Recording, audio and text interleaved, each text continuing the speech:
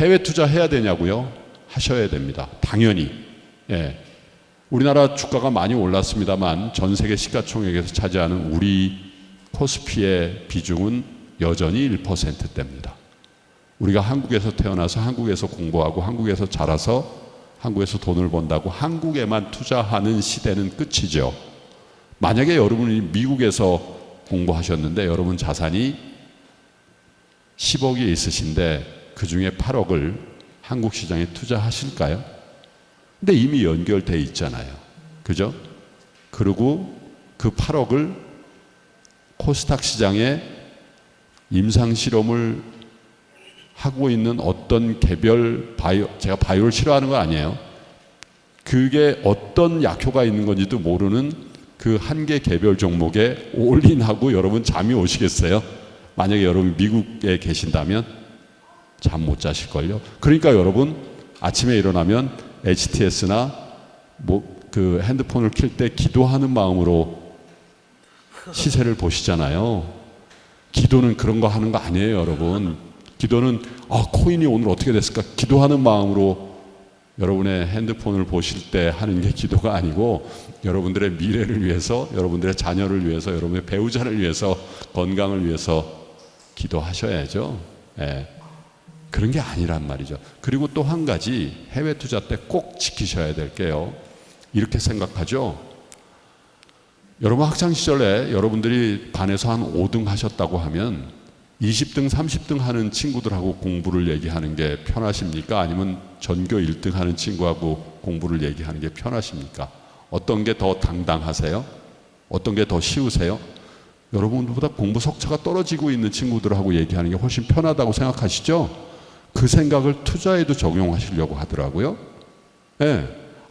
우리나라보다 조금 발전이 더디고 경제적 수준이 낮은 나라에 투자하면 내가 성공 확률이 높지. 그래서 브라질, 중국, 베트남 이런 데 먼저 투자하시잖아요. No. 투자는 반대입니다. 투자는 우리보다 잘 사는 나라에 투자하는 게 훨씬 쉬운 거예요. 왜?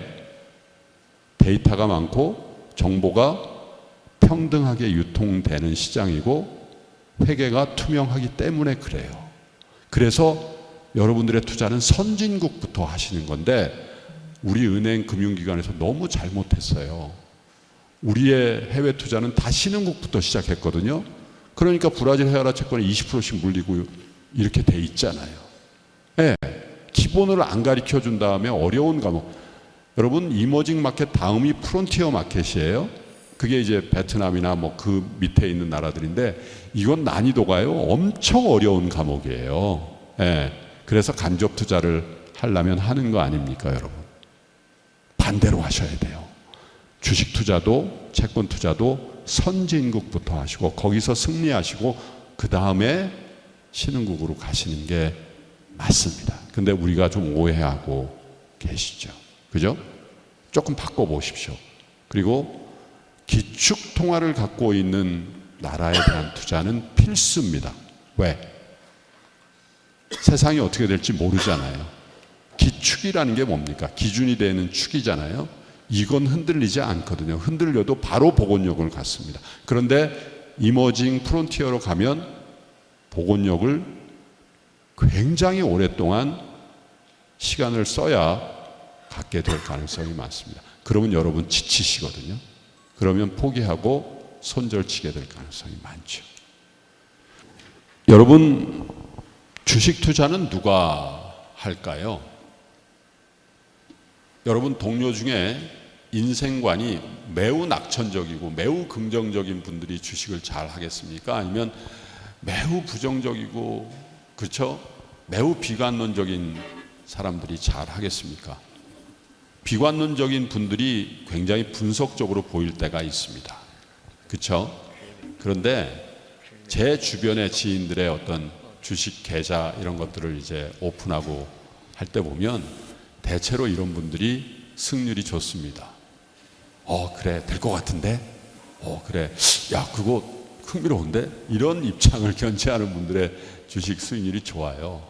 어떤 분들 이런 분들 야 그건 어떤 게 된 거야 이거 안 되는 이러면은 좀 부정적인데 안 되는데 이렇게 얘기하는 분들이 되게 합리적이고 논리적으로 보이는데 그분의 계좌를 열어보면 돈이 별로 없거나 마이너스 수익률일 때가 많습니다. 끄덕끄덕 하시는군요. 어느 입장이신가요? 그래서 증시에 제가 참 이해하고 또 어떻게 보면 공감하는 명언 중에 명언이 있잖아요. 그죠? 비관론자를 못 얻는다고요? 명성을 얻습니다. 세상 망한다고 계속 부르짖는 사람은 언젠가 한번 맞추죠. 그러면 우리 내리에는 그분만 남아요. 그래서 항상 누구 프로필을 할 때 보면 경제 위기를 예측했던 누구, 근데 그분의 계좌를 까보면 부자일까요? 그건 논리적으로 그래요. 제가 다 본 건 아니지만 세상이 망한다는데 투자할 이유가 없지 않습니까? 그죠? 위기가 온다는데 왜 집을 사며, 위기가 온다는데 왜 주식을 살까요? 위기가 온다는데 결혼하는 사람은 후한무치한 사람이죠. 그죠? 돈을 빼서 소비해야죠. 위기 온다는데, 그죠? 세상 끝난다는데. 여러분 작년 이맘때를 기억하십니까? 작년 이맘때요. 미국의 확진자가 20만 30만씩 막 이렇게 하루가 다르게 오를 때죠. 작년 이맘때 아마 5월이었던 걸로 기억이 나는데, 외신을 통해서 미국 맨하탄의 어떤 시립병원에 확진자가 너무 많아지고 사망자가 너무 많아서 운구할 차가 없어서, 기억나시죠? 그 시체들을 가비지백, 그러니까 까만 그 쓰레기 봉지에 둘둘 감아서 냉동 탑차에 올려놨던 사진 보고, 우와, 저게 미국이야? 저는 그 현장에서 일했던 사람이잖아요. 맨하탄에서. 깜짝 놀랐습니다. 그래서 제가 아마 기억하시는지 모르겠지만 그 병원에 근무하는 간호사 한 분을 전화로 연결해서 생방송으로 인터뷰를 했었습니다. 그 간호사가 사실은 제 조카입니다. 저희 누님의 딸이에요. 근데 그 자리에서 누구야 이럴 수가 없어서 네, 장모모 간호사님 연결하겠습니다 이렇게 했던 거거든요. 그게 1년 전이에요, 여러분. 그죠? 그리고 뭐라 그랬나요? 작년 가을까지만 하더라도 그 고명하신 의사분들이 백신 이거 믿지 말라고 그렇게 얘기했잖아요. 백신은 원래 그렇게 단기간에 개발되는 게 아니고 적어도 3년 5년 걸리고, 그리고 백신의 효과도 한 50% 정도 되면 베리굿이라고 얘기했고, 더더군다나 이 부작용이 어떻게 나타날는지 우리 일반인들은 그걸 너무 경시합니다라고 얘기했죠. 기억하시죠? 그래서 우리가 투자 못했잖아요. 그죠? 물론 의료진은 보수적으로 얘기하는 게 맞아요. 그런데 어떻게 됐습니까, 여러분? 6개월이 지난 시점에 전 세계에서 대여섯 가지의 코로나19 백신이 동시다발적으로 나왔죠. 그죠? 지금까지 말이죠. 물론 입방정이 될 수도 있어서 조심스럽습니다만은 지금까지 전 세계에서 어떠한 백신도 사람을 괴사시킨다든지 뭐 중요한 우리가 백신을 맞지 못하게 하는 그런 정도의 부작용이 보고된 바가 있습니까, 여러분? 없죠, 아직. 아재도 맞을만 하다는 거 아닙니까? 그죠? 그리고 또 한 가지, 90% 정도 면역이 생긴다는 거잖아요. 증거가 있죠, 국내외로. 이스라엘이 그렇지 않습니까, 여러분? 그리고 미국이 보여주잖아요. 지금 10,000명 아래로 갈랑말랑 하지 않습니까? 30만 명 하던 게. 그리고 우리도 어르신들이 있는 요양시설에 가면 확진자 안 나오지 않습니까, 이제 거의. 원래는 거기서 제일 많이 나왔잖아요. 그죠? 왜? 다 맞으셨으니까. 그래서 지금 노쇼 백신 아예 없다는 거 아니에요.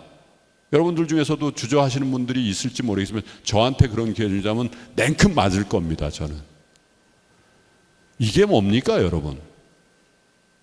100년 만의 재앙이라고, 어쩌면 인류가 제2, 제3의 코로나19 바이러스로 멸절될 수도 있다는 얘기를 했던 게 불과 8, 9개월 전입니다, 여러분. 그렇죠? 우리 인간의 능력에 대해서, 인류의 능력에 대해서 확신하고 신뢰하는 게 긍정론입니다. 그런 재앙이 와도 우리가 이걸 이겨내고, 잠깐 침체됐겠지만 이걸 이겨내고 우리가 우상향하는 인류, 우상향하는 경제를 만들어낼 수 있다라는 확신을 가진 분들만 주식 투자하시는 겁니다. 그런 거에 회의를 가진 분들은 숏을 치시는 겁니다. 아니면 투자를 안 하시는 게 맞고요. 그죠? 근데 인류의 역사가 10년, 20년의 역사가 아니고 100년, 200년, 1000년, 2000년의 역사인데 그 궤적이 어떤지 보시라고요, 여러분. 예. 조금씩 전진하죠. 조금씩 발전하죠. 투자자는요, 기본적으로 긍정론자여야 됩니다. 지금 여러분 화면에 두 가지 길이 있습니다. 선택하십시오, 여러분. 어떤 길에 서시겠습니까? 경제를 보는 두 가지 관점만 말씀드립니다. 우리 경제를 볼 때도 마찬가지고 자산의 가격을 볼 때도 마찬가지입니다.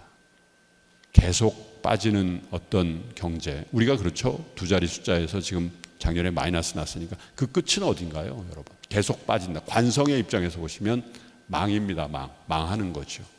그런데 그렇지 않습니다. 경제는 순환합니다. 그리고 자산의 가격은 대체로 평균에 회귀합니다. 그래서 여러분, 남들이 탐욕적일 때 여러분들은 겁을 내셔야 됩니다. 공포를 일부러 만드셔야 되고, 남들이 극도의 공포에 시달릴 때 여러분들은 훨씬 더 탐욕적이시면 투자에 성공하시고 여러분들의 하시는 사업에도 성공할 가능성이 많습니다. 잘 못합니다. 저도요. 그런데 그 자세를 이 강연을 통해서 한번 되새김하시고 견지하시면 아마 토요일 아침에 이 자리에 나오신 보람이 있으실 거라고 저는 확신합니다. 부자 되실 수 있으시고요. 저런 경제적인 관을 좀 가져주시면 좋겠습니다.